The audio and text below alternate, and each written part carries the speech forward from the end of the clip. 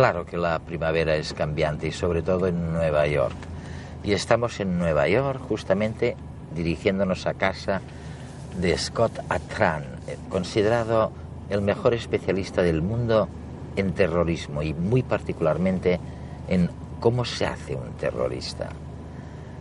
Antes creíamos, y era el fruto de investigaciones muy profundas por científicos, que el terrorista era una persona que contaba con una educación inferior al promedio de su clase social, que se trataba de alguien marginado y que difícilmente se movía por valores o por emblemas o por causas supremas. Y ahora esta opinión está cambiando, y está cambiando gracias a la labor de investigación personal y social de científicos como Scott Atran. Resulta que el terrorista es una persona con una educación media superior, ligeramente superior, a la de su clase social. Estamos descubriendo también que no se mueve por dinero, sino que busca recompensas de tipo simbólico mucho más difíciles de conceder, aunque parezcan más sencillas, que los pormenores de un tratado sobre partición de territorios. ¿Cómo se hace un terrorista? Esa es la gran cuestión. Scott Atran es profesor de la Universidad de Michigan y director de Research del CNRS en París. Sus campos de investigación son muy amplios y desde la antropología aborda la toma de decisiones, los valores culturales, la etnografía de Oriente Medio y sobre todo el fenómeno del terrorismo, del que hablaremos con él en esta entrevista. La teoría antes de Scott Atran, antes de que tú llegaras, y era una teoría verificada, documentada, decía que los terroristas, por regla general, por supuesto, Marx solía decir que lo que es verdad de una clase no necesariamente lo es de un individuo. Por regla general, eran personas incultas, dependientes, marginadas. Eso es lo que ocurría. Pero entonces, llegas tú y después de una larga investigación, dices que no es verdad. Que entre ellos hay un alto porcentaje de personas cultas. De hecho, mencionas algunos porcentajes, según los cuales alrededor del 58% de los terroristas han recibido cierta educación superior, frente al 13% de la población a la que pertenecen, ¿no? Eso es lo que dices. Y todo el mundo se sorprende. Oye, no lo entienden. Bueno, aunque lo que sucedió en Madrid fue bastante distinto, en general, en la yihad de todo el mundo, esto está cambiando con Internet, hasta ahora, la mayoría de yihadistas estaban en una mejor situación que la población de la que procedían. La mayoría tenían cierta educación universitaria, muchos tenían por lo menos formación técnica. La categoría más representativa en la yihad es ingeniero, seguido por médico. Si pensamos en los revolucionarios, y estamos hablando de revolucionarios, el motivo por el que las revoluciones han triunfado en la historia de la humanidad frente a fuerzas de poder mucho más racionales como la policía y los ejércitos es porque las revoluciones eligen a personas capaces de demorar la gratificación, dispuestas a retrasar la recompensa y comprometidas con algo que no requiere recompensas directas. Mientras que en la policía y el ejército normalmente se necesitan incentivos. Los revolucionarios están comprometidos con una causa, con un sueño, y esto los hace muy poderosos. Les da mucho poder. Y en cuanto a lo de la autoestima baja, otro argumento que escucho siempre es que lo hacen por humillación. Pues bien, nunca se ha hecho un estudio sobre la humillación. Acabo de terminar entrevistas con Jemaat Islamiyah en Indonesia y con Hamas y otras organizaciones en Palestina. Y hemos descubierto que la humillación está inversamente relacionada con la disposición a participar en actividades terroristas. Las personas humilladas no tienen la fuerza interior, ni la garra, ni la motivación, ni la autoestima que se necesita para hacer este tipo de cosas. Así que no es por humillación, ni por pobreza, ni por falta de educación, ni por las 72 vírgenes, lo cual, por cierto, no es más que la fantasía sexual de nuestra sociedad. Siempre que se lo pregunto a los muyahidines de todo el mundo con los que hablo, me dicen: ¿estás de guasa? Si alguien viniera a nosotros buscando vírgenes, le cerraríamos la puerta en las narices. ¿Y por qué lo hacen entonces? Es una pregunta difícil, pero la analogía más cercana que puedo darles es el Holocausto.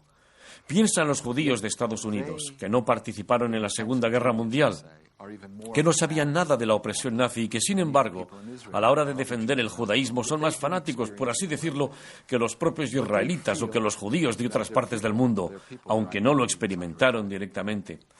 Pero sienten que hubo un ataque contra su gente, su identidad, y a través de Internet, a través de los medios de comunicación, a través de este mundo básicamente injusto en el que está circulando su visión justa de la sociedad, creen que los suyos están siendo atacados y que es necesaria la justicia para aquellos con los que se identifican.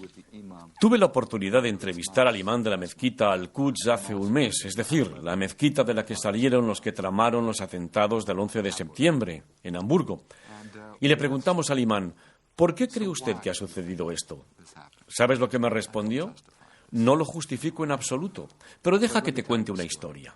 Había una vez 2 carneros, uno con cuernos y otro sin cuernos, y el carnero con cuernos solía embestir al carnero indefenso, así que Dios, en su infinita sabiduría, decidió cambiar los cuernos de dueño. Esta es la visión de la yihad. 11 de marzo, Atocha, Madrid. Desconcierto, terror, miedo. Pocos podían suponer que ese día un atentado iba a ocurrir. ¿Qué sucedió por la cabeza de cada uno de los implicados que les permitió cometer tal brutalidad? El barrio madrileño de Lavapiés y una casa de Villaverde fueron los escenarios en los que varios grupos de islamistas se fueron reuniendo en torno a imanes muy radicales que los animaban para sumergirse en la yihad, la guerra santa.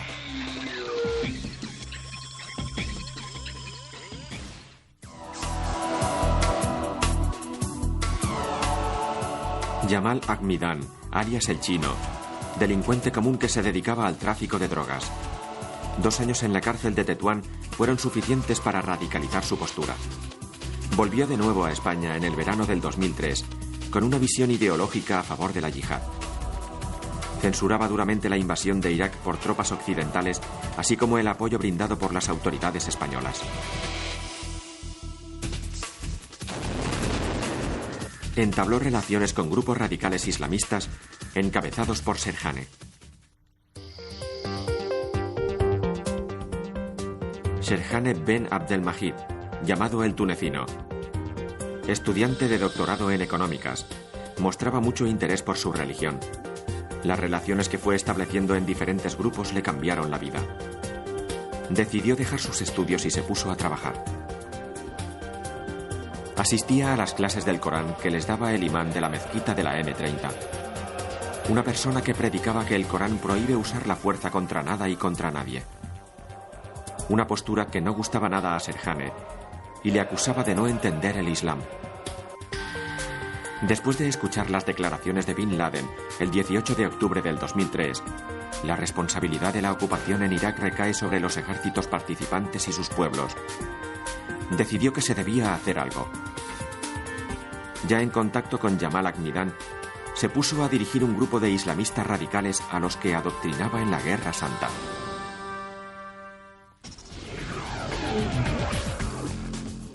Jamal Zougam, comerciante de origen marroquí. Sus redes de amigos le hicieron entrar en contacto con los grupos radicales. Llegó a España en 1989, con 12 años, junto con su madre y 3 hermanos. Empezó trabajando como camarero en restaurantes hasta que logró montar su propio negocio, una frutería y un locutorio en Lavapiés. La buena marcha de los negocios le permitía viajar con frecuencia a Tánger para visitar a sus parientes. Este es el perfil de algunos de los presuntos autores de los atentados del 11M. Personas que se fueron uniendo hasta que acabaron luchando por un mismo fin. El fin del pequeño clan. Un fin que los fue uniendo cada día más. hasta la muerte.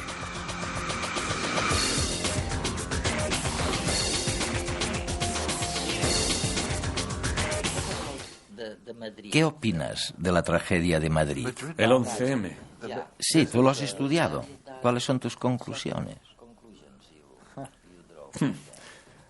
Pues bien, yo creo... No eran personas cultas.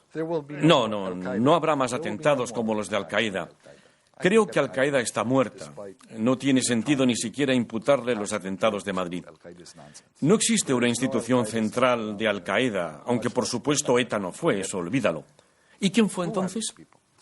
Básicamente había dos grupos. Por un lado, un grupo de estudiantes que desde el año 2000 habían conocido a Abu Dagdag y a Mera Zizi en Afganistán.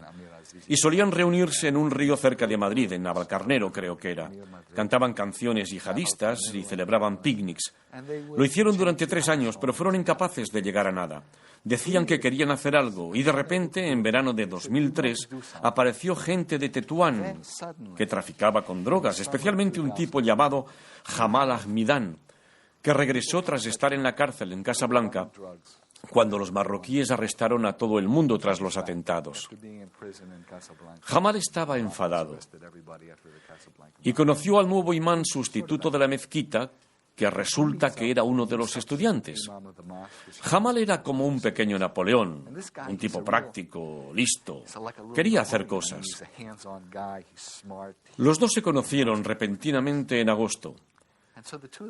Y fue entonces cuando lograron algo que los estudiantes, con sus ideologías y sus sueños, nunca habían conseguido. Jamal incluso fue a Bilbao, a medio plan, para disparar a 2 personas que no le habían pagado el dinero de las drogas. Tenía empuje, era una persona muy dinámica. 5 de los 7 terroristas que se inmolaron eran amigos del traficante de drogas, no de Serhan, no de los soñadores. El traficante. Y todos procedían de un pequeño lugar en un barrio de Tetuán, el Hamá Mezuac. Todos vivían en un radio de 2 manzanas. Le preguntamos al padre de uno de los que se habían inmolado, Rifat, ¿por qué? ¿Por qué lo hizo? Vendía caramelos en la calle. Y lo que nos dijo fue que su hijo admiraba a Jamal, que para él era alguien grande. Así que al final se inmoló porque Jamal también lo haría. Cabe preguntarse qué perfil podemos sacar de Serhan, el soñador, Jamal, el traficante de drogas con empuje, y Rifat, el vendedor de caramelos que admiraba a su amigo. No hay ningún perfil. La yihad es tan dispersa psicológicamente, incluso si lo restringimos a los hombres bomba, como la población normal. Y luego descubrimos algo todavía más extraño. Uno de los hermanos que había sobrevivido, Tariq Oulad Akcha, hermano de 2 que se inmolaron, había estado enviando durante el último año terroristas suicidas a Irak. Ese hermano había enviado. Había estado obteniendo zakat, caridad, de los ricos de Tetuán y otros lugares. No sabemos exactamente cómo lo hacía, pero la organización era similar a la de la antigua ruta de la seda. Nada que ver con Al-Qaeda. En la prensa todo el mundo habla de Al-Qaeda, pero olvidemos de Al-Qaeda. Se trata de alguien que conoce a alguien, que conoce a un familiar, que conoce a... Y así acababan llegando a Damasco o a Turquía por vía marítima. Pero el tema es que logró enviar a 30 terroristas. ¿Y dónde vivían? Justo delante de los otros 5, los que se inmolaron en Madrid. ¿Por qué este barrio? ¿Qué tiene de especial este pequeño lugar para que 35 de sus habitantes vuelen por los aires en nombre de la yihad? Ninguno de ellos tenía una educación especialmente religiosa. Quizá un par de ellos solamente, pero eran amigos. Hemos descubierto que el 70% de los que se inscriben en estos grupos lo hacen a través de amigos y el 20% a través de familiares. Lo único necesario es que haya alguien que le diga a sus amigos: este es el camino. Hay decenas de millones de personas que simpatizan con la yihad, tal vez incluso centenares de millones. Pero muy pocos acaban cometiendo actos violentos. Sea cual sea el parámetro que utilicemos para intentar entenderlo, la motivación religiosa, el perfil psicológico, la cosa no cambia. ¿Cuál es la diferencia entre los que se inmolan, los que matan y los que no lo hacen? Pues resulta que la clave es si pertenecen al mismo equipo de fútbol, si se criaron juntos. Las bodas también son muy importantes para consolidar relaciones en el último minuto. Lo hemos visto en Madrid, en Hamburgo, en el último atentado de Yeman Islamilla, en Bali. Lo importante es la dinámica de los grupos pequeños. Eso es lo que impulsa a la gente a hacer algo así. Y también es lo que hace que uno arriesgue su vida por los demás en el ejército. Los héroes que ganan medallas al honor, ¿de verdad crees que lo hacen por la gloria y por su país? ¡Qué va! A fin de cuentas, lo hacen por sus amigos. Es cierto que la yihad como algo para avanzar, pero lo que realmente hace que alguien esté dispuesto a morir son los amigos. Quieren estar con sus amigos, no fallarles. Crecieron juntos de niños, jugaron juntos, formaron vínculos entre los 15 y los 30 años. Antes de los 15, lo importante es la familia. Entre los 15 y los 30, son los nuevos amigos que pasan a formar parte de nuestra vida. Después de eso, la vejez es el fin. Todos disponemos de ciertos mecanismos biológicos, como la lealtad o el compromiso. Los asumimos desde niños hasta los últimos años de nuestras vidas. Si a esto le sumamos el dogmatismo más o menos radical presente en todas las culturas, podemos tener la clave para conocer mejor los actos kamikazes.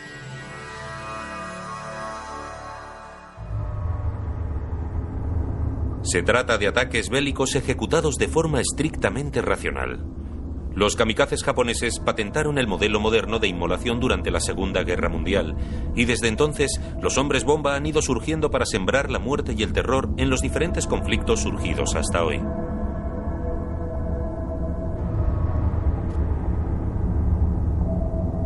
Cualquier grupo social tiene una base ideológica, patriótica o religiosa. La diferencia está en la intensidad y virulencia que pueden llegar a tomar. Sobre todo cuando las desigualdades entre las fuerzas son abrumadoras.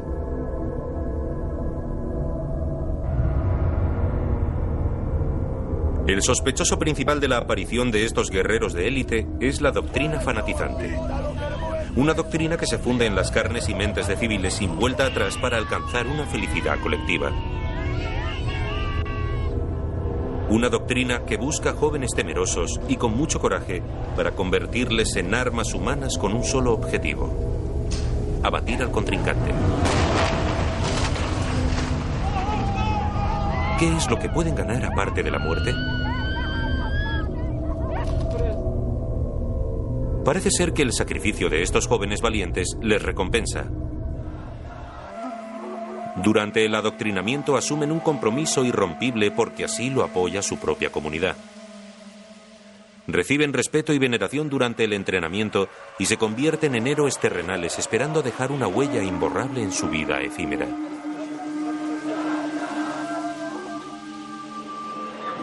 Empujados por el honor y el orgullo, siguen las estrictas reglas de las células grupales bajo un doctrinarismo violento.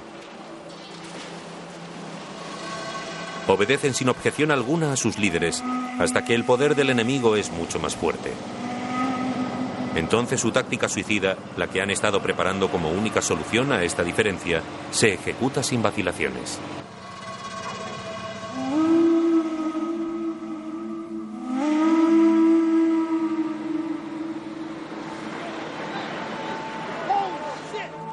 La acción del 11S enseñó que los islamikaces pueden llevar a cabo atentados de consecuencias inimaginables, de una magnitud que supera cualquier atentado terrorista vivido en este planeta. El terror que esparcen está sobre todo en la poca prevención que existe ante estos actos. Cualquier lugar puede ser un blanco perfecto. Y mientras, todo el mundo está en alerta constante ante un enemigo que está dispuesto a sacrificar su vida por un objetivo comunitario.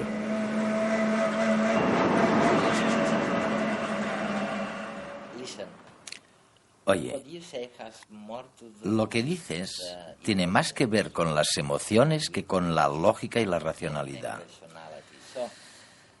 ¿Tenemos alguna oportunidad de saber algo, de avanzar algo en el conocimiento de esta teoría cognitiva del compromiso? Ahora que empezamos a saber cosas sobre las emociones, me refiero al miedo, a la desesperación, al desprecio hacia los demás. Es difícil. A la gente no le gusta mucho hablar de sus emociones y menos abordarlas científicamente. Pero, ¿podemos saber algo de las emociones, del miedo, la desesperación y demás? Y la venganza. Y la venganza. Pues bien, empezamos a hacerlo. Muy poco, ¿eh? Porque, como decía antes, a la gente no le gusta abordarlo. Pero empezamos a comprender cosas como el terrorismo suicida. Hicimos un estudio en Indonesia y Palestina para estudiar el apoyo al terrorismo suicida. Y descubrimos que en tiempos de amenaza, cuando las personas se sienten amenazadas políticamente, reaccionan con júbilo, con alegría ante los atentados suicidas.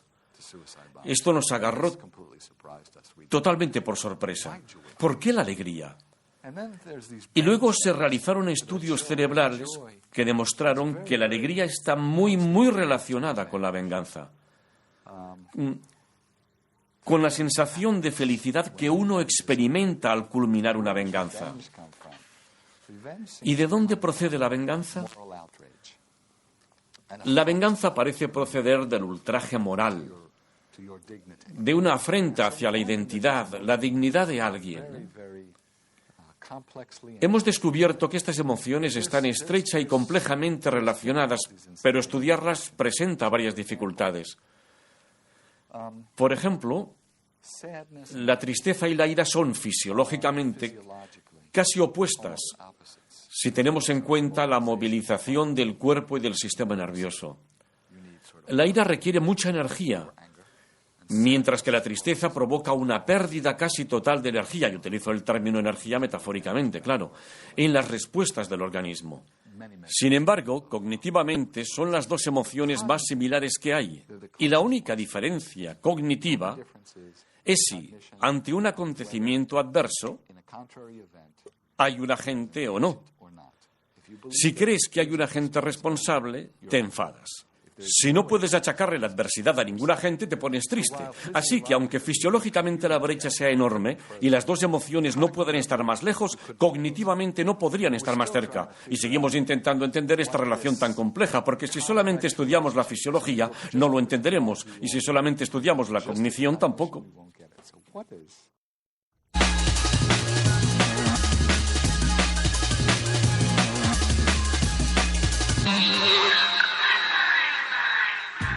En más de una ocasión se ha cuestionado el método de la inyección letal. Ahora, un estudio científico realizado en la Universidad de Miami parece ratificar que este cóctel mortal no causa una muerte instantánea e indolora como aseguran sus defensores. El estudio concluye que la inyección letal podría causar la muerte por asfixia y que los ejecutados podrían ser conscientes de su muerte y sentir dolor. La inyección letal contiene barbitúricos, tiopental, bromuro de pancuronio y cloruro potásico. En teoría, la mezcla anestesia al preso, le paraliza los músculos y finalmente muere por una parada cardiorrespiratoria. Pero en más de una ocasión han sido necesarias varias dosis para matar al prisionero. Según los científicos, el tiopental sería insuficiente para producir una anestesia que dure todo el proceso de ejecución. El cloruro potásico tampoco produciría un paro cardíaco fulminante. A la vista de los resultados, los autores insisten en la necesidad de abandonar la inyección letal. Científicos de la Universidad de Bristol han desenterrado una espectacular selva tropical de hace 300 millones de años. Este gran fósil servirá para estudiar cómo eran los primeros bosques del planeta. La selva está formada por una extraña mezcla de plantas ya extinguidas, musgos de 40 metros de alto que se elevan sobre un tapiz de helechos entremezclados con arbustos y plantas del tipo cola de caballo. En ninguna parte del mundo es posible encontrar otra selva de estas características. La selva la han encontrado en unas excavaciones en una mina de carbón en la región de Illinois. Ocupa 10.000 hectáreas, equivalente a una superficie de 10 kilómetros de ancho por 10 kilómetros de largo. El bosque está perfectamente conservado debido a un importante terremoto que tuvo lugar hace 300 millones de años en la zona. El temblor causó que la región entera cayera al mar y el bosque quedase enterrado en el fango. Si se produjese un ataque nuclear, miles de personas acudiríamos a los hospitales a realizarnos pruebas de radiación. Un equipo de la Universidad de Duke está desarrollando un test más efectivo que los que se realizan actualmente. y los análisis que determinan el nivel de radiación que ha recibido una persona tardan varios días en dar los resultados. Entonces, aplicar un tratamiento médico ya no es efectivo. Investigadores estadounidenses han estudiado la sangre de ratones expuestos a 3 niveles de radiación, letal, intermedio y no dañino, y los han comparado con los de ratones sanos. Han identificado qué genes se activan de forma distinta en sus células sanguíneas según la dosis de radiación. Según los científicos, estos mismos genes indican con una precisión del 90% el grado de exposición a radiación en células sanguíneas humanas. Ahora están refinando la técnica para desarrollar un análisis sanguíneo que permita medir eficazmente los niveles de radiación para humanos. Controlar la evolución del feto durante el embarazo sin salir de casa puede llegar a ser una realidad en unos meses. Científicos e ingenieros ingleses han desarrollado un aparato de monitorización del tamaño de un teléfono móvil. El nuevo sistema sería especialmente útil en embarazos complicados como los de madres diabéticas. El aparato detectaría condiciones adversas como que el feto crezca mal o que no reciba suficiente oxígeno. Tiene una alta sensibilidad que permite medir los latidos de la madre y del hijo, además de la posición del feto. Los datos se transmiten a un ordenador personal a través del cual la madre puede enviar la información a su médico. Así se podría controlar con regularidad el estado del niño e intervenir de urgencia si es necesario. El sistema ya ha pasado los controles de la Unión Europea y se encuentra en ensayo clínico.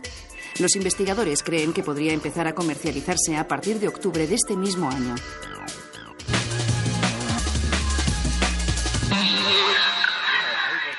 Sabes, nací en Barcelona y en mi infancia escuché hablar mucho sobre el anarquismo. Probablemente uno de mis abuelos pertenecía a este movimiento. Sí, y tú sigues manteniéndolo un poquito, ¿eh? ¿Por qué? De oídas. No, pues bien, fue un movimiento de masas en Cataluña. Y es increíble lo poco que sabemos. Incluso los catalanes. Sabemos poquísimo sobre por qué el anarquismo se impuso como lo hizo. ¿Hay alguna diferencia entre estos anarquistas que ponían una bomba y estaban solos, sin instituciones, sin fe, y los terroristas modernos? ¿Hay alguna diferencia entre los dos? Creo que el movimiento anarquista era muy parecido al de ahora. Entre 1878 y 1940, el movimiento anarquista golpeó a los gobiernos de todo el mundo. La emperatriz de Austria, el primer ministro de Francia, el presidente de los Estados Unidos, el archiduque de Austria, lo que inició la Primera Guerra Mundial, que fue incluso más terrible. Pero todos los gobiernos respondieron como si hubiera una especie de central anarquista que lo dirigía y controlaba todo. Por eso instauraron la policía secreta y los servicios secretos, los precursores del FBI, de Scotland Yard, de Ojranka rusa, que precedió a la KGB, todo para combatir esa amenaza. De hecho, el gobierno estadounidense no decidió, hasta después del asesinato de John Kennedy, cuando revisaron los asesinatos, que no existía ninguna central anarquista. Pero, entre tanto, cuando Teddy Roosevelt, tras el asesinato de McKinley, pronunció su primer discurso ante el Congreso, lo hizo de una manera casi idéntica al discurso de George Bush tras el 11 de septiembre. Existe el mal en el mundo y el papel de los Estados Unidos es combatirlo. Estáis con nosotros o contra nosotros y tenemos el derecho de intervenir en cualquier parte del mundo si los demás no están dispuestos o no son capaces de combatir la amenaza del mal. Pero luego el anarquismo desapareció. Los últimos resquicios se produjeron en la Guerra Civil Española. En la Guerra Civil, sí. Pero los bolcheviques usurparon ese papel. El anarquismo no estaba organizado y desapareció de la faz de la tierra. Ahora tenemos en Nueva York y en Hamburgo, vuelve a haber anarquistas, pero quedan los vestigios, es casi prehistórico. Sin embargo, los sueños de los anarquistas de un mundo justo e igualitario, en este caso frente al poder del Estado y el capital, no son muy distintos de los sueños de los terroristas actuales. La diferencia es que el nuevo terrorismo tiene matices religiosos. Es una fe en una comunidad, en un más allá, lo cual los hace sentirse más enaltecidos, me parece, que el movimiento anarquista, y podría ser incluso más poderoso. Negras tormentas agitan los aires, nubes oscuras nos impiden ver. A mediodía del domingo 15 de enero de 1978 se desencadenó un gran incendio que destruyó la sala de fiestas Scala de Barcelona. El fuego y el humo causaron la muerte de 4 trabajadores que en ese momento se encontraban en el local. Era una época convulsa en España, sumida de lleno en la transición y sometida a una serie de atentados terroristas que se estaba llevando por delante la vida de numerosos policías y militares.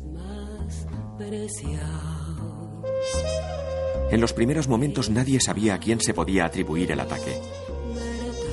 ¿Por qué alguien habría de atentar contra una sala de fiestas y matar a simples trabajadores?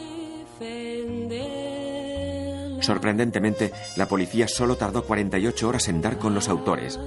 El 17 de enero de 1978 fueron detenidos varios jóvenes de entre 17 y 20 años, todos ellos afiliados al sindicato anarquista CNT.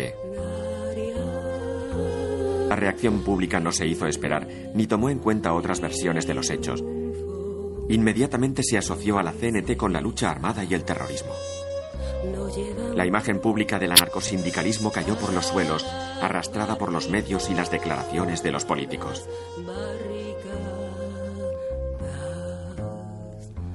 No hizo falta mucho para convencer a una sociedad que llevaba más de 100 años escuchando hablar de la existencia de una supuesta organización anarquista mundial dedicada a sembrar el caos y el terror. Aunque es imposible encontrar referencias a la violencia o el terrorismo en los idearios anarquistas más extendidos, tampoco se puede negar que personas de ideología anarquista cometían actos muy violentos. Algunos de estos actos llevaron a la desestabilización del poder en países y ciudades alrededor de todo el mundo en la primera mitad del siglo XX, por lo que los dirigentes y los servicios de seguridad de los países más poderosos del planeta acabaron por convencerse de que existía una central anarquista mundial. Sin embargo, no deja de resultar llamativo que uno de estos hechos, el caso Scala, tuviese lugar justo en el momento en el que la CNT estorbaba ciertos intereses. Era el único sindicato mayoritario que se oponía al pacto social que daría lugar a la democracia, ya que exigían una separación total entre sindicatos y Estado. Algo olía a gato encerrado. Este gato encerrado resultó ser un grillo. Entre las listas de detenidos llamaba la atención una ausencia. Joaquín Gambín, alias El Grillo, un delincuente reconvertido en confidente de la policía e infiltrado en la CNT. Gambín fue juzgado en rebeldía, ya que desapareció de la faz de la tierra el mismo día del atentado. Pero de las declaraciones de sus jóvenes compañeros de andanzas se podía deducir que había tomado parte activa en la quema del Scala. La CNT siempre ha considerado que el supuesto ataque terrorista contra el Scala fue un montaje. Fuera de si fue un montaje o no, este caso es una muestra del poder del concepto de terrorismo cuando es usado como excusa para cambiar de golpe el sentir de una sociedad.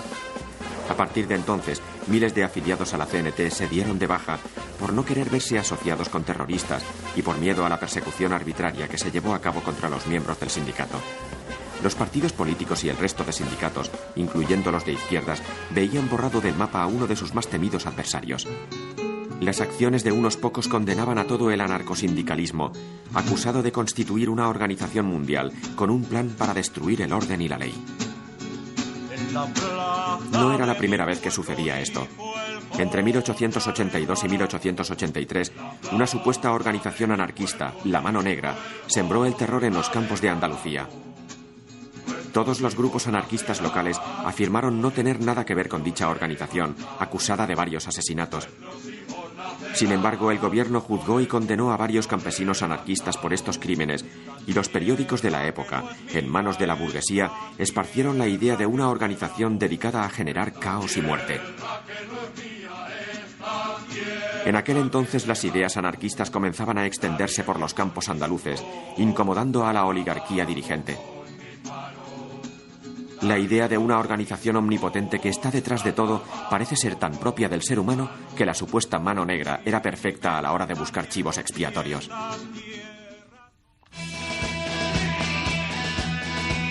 Separados por casi un siglo, estos dos casos tienen muchos paralelismos, pero son solo ejemplos de lo fácil que es crear un villano donde no lo hay, utilizando como herramienta el miedo al terror.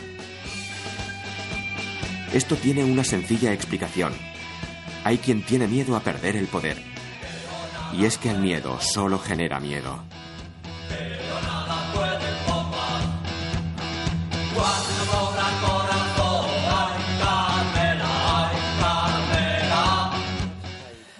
Por eso es tan importante que investigadores como tú y otros muchos estéis intentando desentrañar, oye, ¿qué es lo que hace un terrorista? ¿Cómo se fabrica? Tenemos un problema con el terrorismo porque es una tormenta perfecta de sesgos psicológicos.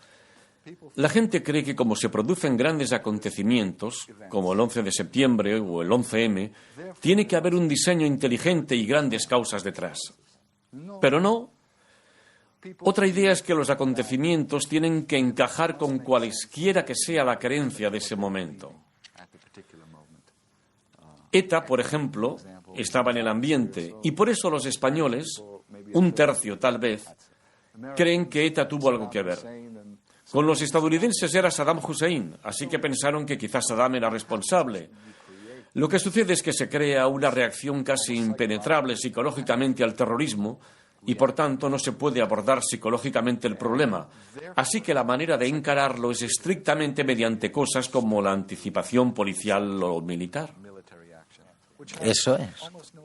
Actuación que apenas surte efecto. De hecho, consiguen los efectos opuestos.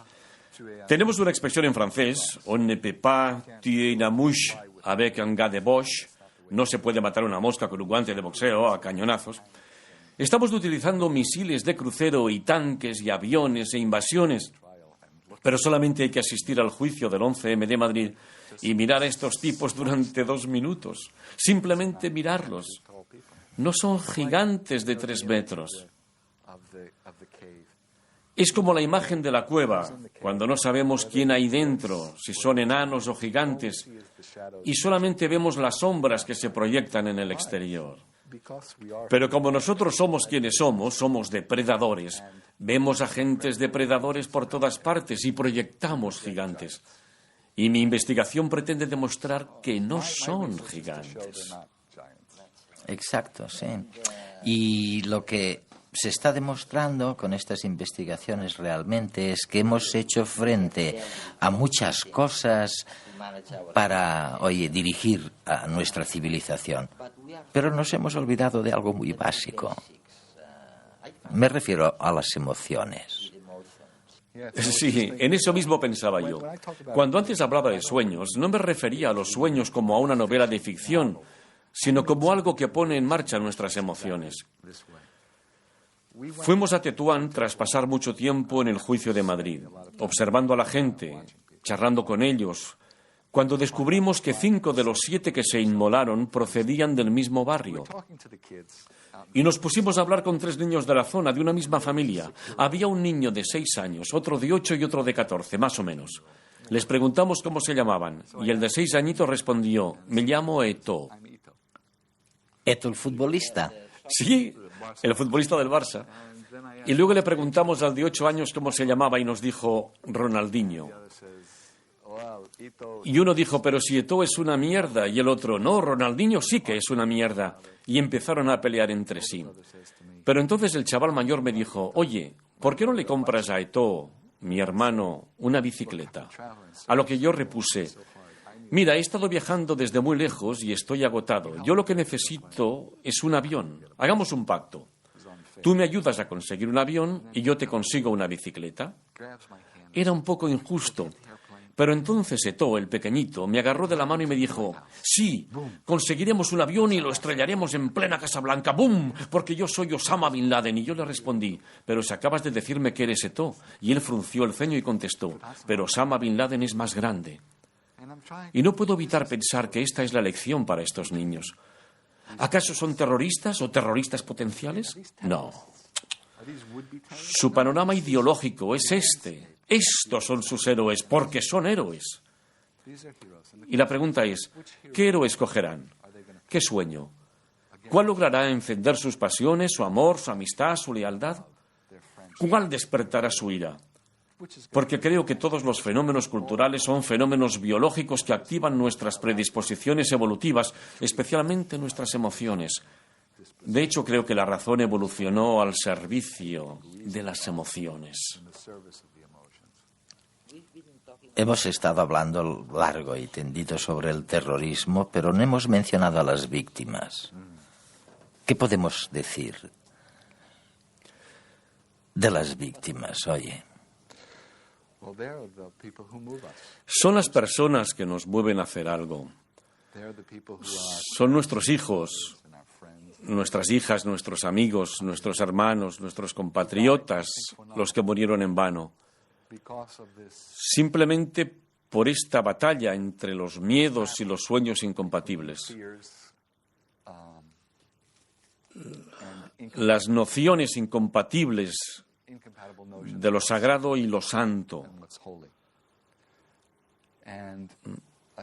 Me parece que es una tragedia terrible que en la actualidad haya armas en manos de personas que pueden usarlas para perseguir sus sueños. Ya no necesitamos líderes para eso. Y esto ya era así con el movimiento anarquista. Me refiero a la dinamita, a las ametralladoras. Desde el inicio de la historia humana hasta mediados del siglo XIX, apenas hubo movimiento en cuanto a la potencia de las máquinas y el poder de las personas. Pero desde 1860 hasta 1940 hubo un cambio tan enorme en la manera en la que los humanos interactuaban con el mundo que eso le confirió poder a las personas. Era como lo que pasa ahora si pensamos en los ferrocarriles y los telegramas. El mundo se conmocionó durante un instante en 1883 con la explosión del Krakatoa, cuando todo el mundo se enteró de lo que sucedía. Esto forma parte de nuestro mundo y ahora todavía más a causa de la libre circulación de personas por las fronteras. Todas las personas creen que su mundo es el correcto. Todos tenemos un sesgo de realidad, incluso nuestros científicos. Y si las personas se sienten ultrajadas, si creen que su gente está siendo atacada, entonces atacarán a su vez a los objetivos más fáciles que puedan encontrar. Y resulta que estos objetivos son personas que no tienen nada que ver. Me parece que para respetar a esas personas, a los que han muerto, a las víctimas, tenemos el deber de entender este fenómeno y abordarlo de una manera más interesante y que pueda resolverlo, en lugar de hacerlo con bombas y retórica que no pueden solucionarlo.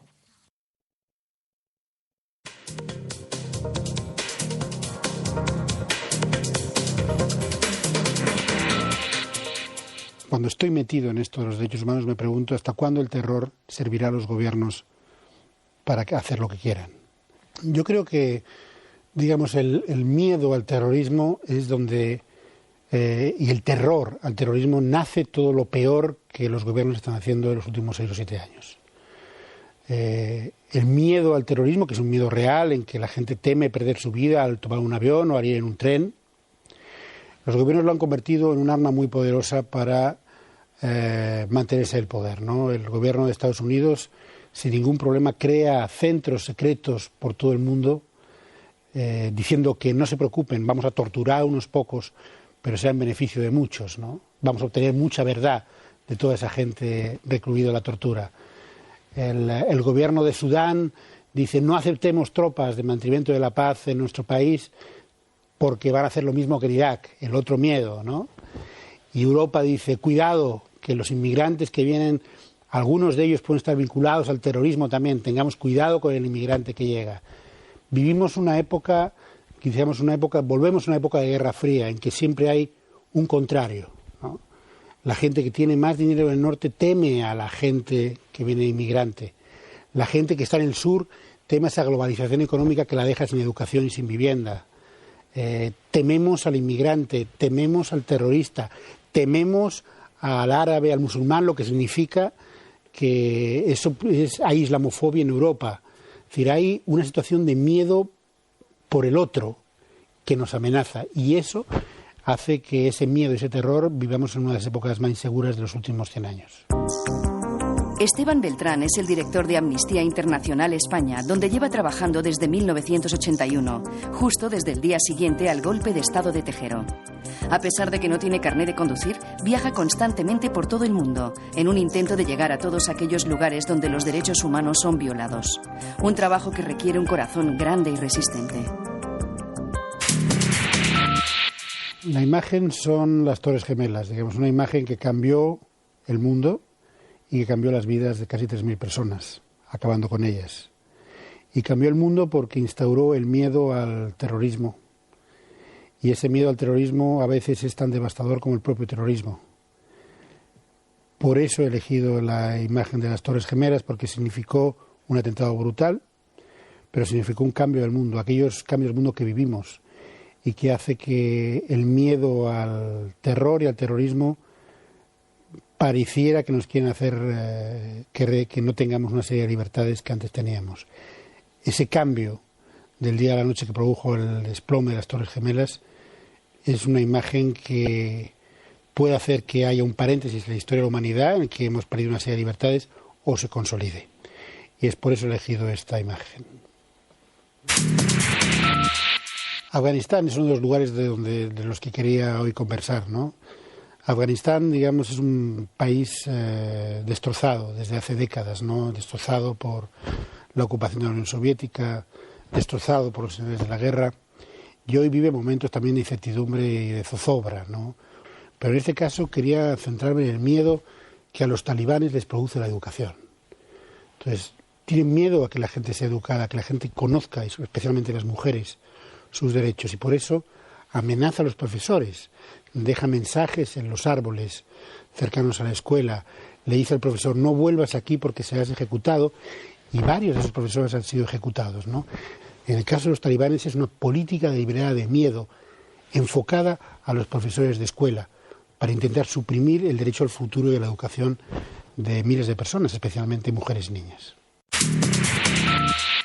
El otro lugar vergonzoso del que quiero hablaros y he traído es Guantánamo. Es quizá la primera vez en que una democracia consolidada, en este caso Estados Unidos, ha creado un sistema en el que Guantánamo es la parte visible del iceberg, por lo cual se mantiene a cientos de personas en centros secretos de detención en Afganistán, en Irak, en países de Medio Oriente, en Yemen, gente desaparecida, es decir, metida en un hoyo, a veces incluso físicamente, en un agujero en la tierra, en donde no hay abogados, ni jueces, ni leyes, ni apelaciones, ni sumarios, y en donde todo el mundo es culpable, y en las que prácticamente es el símbolo de un poder ejecutivo sin límites, que no ha podido ser controlado por el Tribunal Supremo, que no ha podido ser controlado por Naciones Unidas, que no ha podido ser controlado por nadie. El símbolo de un poder ejecutivo sin límites que puede hacer lo que quiera con cualquier persona y además en el marco de la democracia. Es el símbolo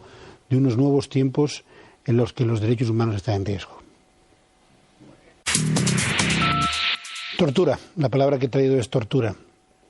Digamos, la que ha sido hasta ahora la más clandestina de las violaciones de derechos humanos. A diferencia de la pena de muerte, los gobiernos han intentado ocultarla.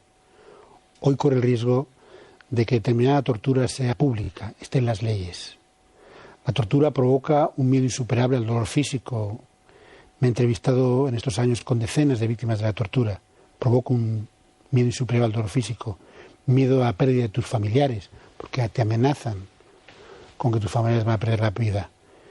Miedo a no declarar lo que ellos piensan que debes declarar. La tortura es la menos eficaz de los interrogatorios, de las técnicas policiales. Uno puede declarar cualquier cosa. Y la tortura sirve también para crear una atmósfera de terror e intimidación, no solo a ti, sino a todos los que te rodean.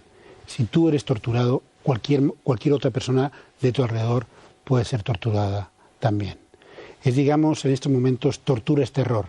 Y estamos también en Amnistía Internacional en una campaña intentando hacer que la tortura no retroceda 60 años. La tortura está prohibida y no queremos excepciones. La tortura siempre es mala, incluso para los peores criminales. Y yo creo que la cuestión fundamental hasta cuándo es difícil responder, pero sí podemos decir de qué forma creemos que el terror va a disminuir como política de gobierno. Y yo creo que lo primero es cuando dejen de hacer algo excepcional para cada cosa. Quedan leyes excepcionales contra el terrorismo, leyes excepcionales contra la inmigración. Segundo, cuando haya un contrapeso importante de Europa hacia Estados Unidos en materia de derechos humanos, ¿no? Este es otro punto fundamental. Tercero, una sociedad civil, tanto en el norte como en el sur, organizada a denunciar los abusos del poder en el norte y en el sur.